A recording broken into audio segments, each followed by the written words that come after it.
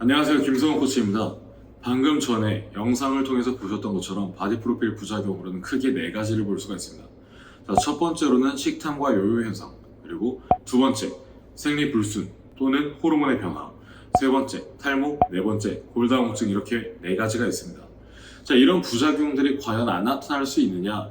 그것에 대한 대답은 분명히 안 나타날 수 있습니다.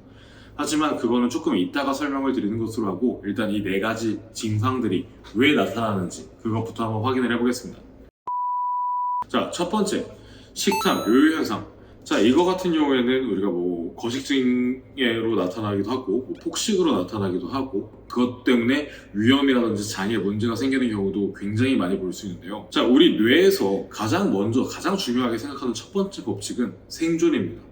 우리가 극심한 다이어트, 말도 안 되는 식단으로 갑자기 3끼, 4끼 혹은 2끼 이렇게 먹던 사람이 먹는 양을 강제적으로 엄청나게 줄여서 먹게 되면은 뇌에선 그걸 스트레스로 받아들이게 됩니다.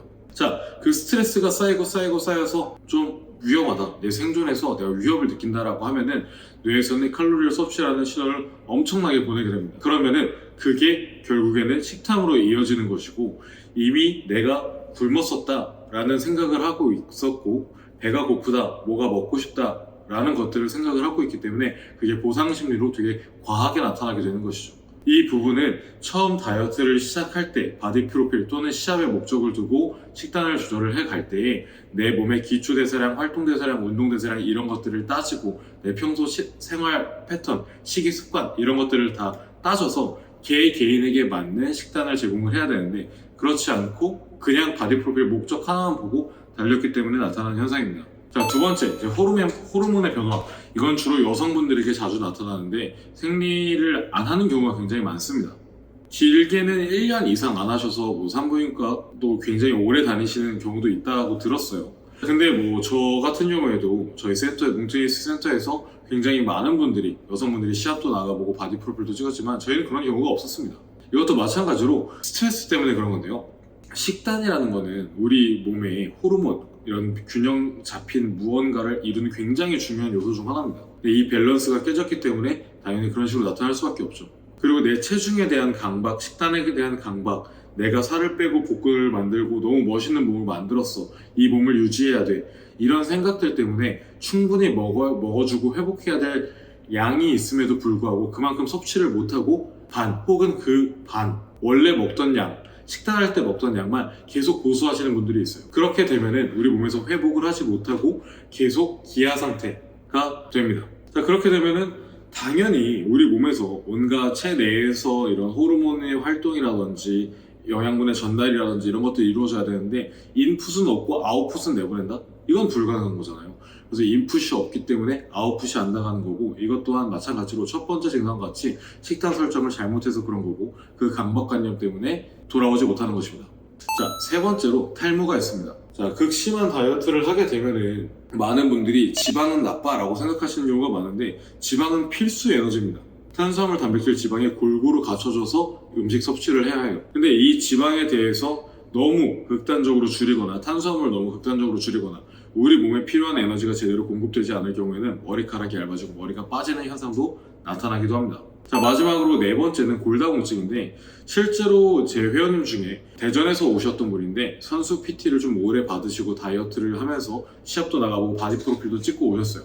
자, 근데 여성분이었는데 너무 말도 안 되는 식단으로 진짜 바나나, 고구마, 닭가슴살만 먹어가면서 다이어트를 하다 보니까 골다공증이 너무 심하게 생겨서 재채기 하다가 갈비뼈 부러지고, 어디 가다가 부딪혔는데 손가락 부러지고 발가락 부러지고 해서 굉장히 오랜 시간 못 오시고 하셨던 분이 계셨어요. 우리가 흔히 아는 칼슘이라고 하는 성분도 영양소 중 하나고 골고루 균형 잡힌 식습관에 의해서 흡수가 되는 겁니다. 그래서 우리가 보조제로 비타민 이런 것들도 챙겨 먹는 거죠. 근데 이런 것들의 균형이 무너진 식단을 하면은 몸이 망가질 수밖에 없습니다. 무조건. 자, 저희 회원님들 같은 경우에는 말이 이상하네요. 일부러 뭐 홍보하려고 하는 건 아닙니다. 일단 뭐 저나 저희 선생님들이 지도하고 있는 회원들 같은 경우에는 바디 프로필이나 식단을 한다라고 할 때 딱 어떤 거 요만큼만 드세요, 이게 아니라 굉장히 높은 칼로리로 섭취하면서 운동을 시작을 하고, 남자분들 같은 경우에 다이어트 할 때 3000칼로리, 막바지에도 1500칼로리 이상 먹으면서 다이어트를 합니다. 여성분들도 1200칼로리 이상을 먹으면서 다이어트를 하고요.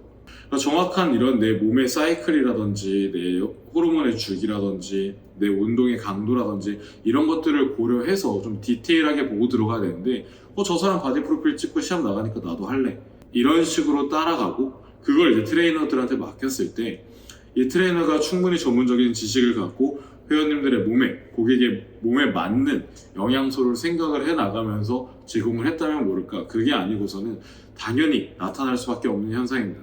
그래서 제가 드리고 싶은 말씀은 바디 프로필을 찍고 싶다, 시합을 찍고 싶다. 그게 나쁜 게 아닙니다.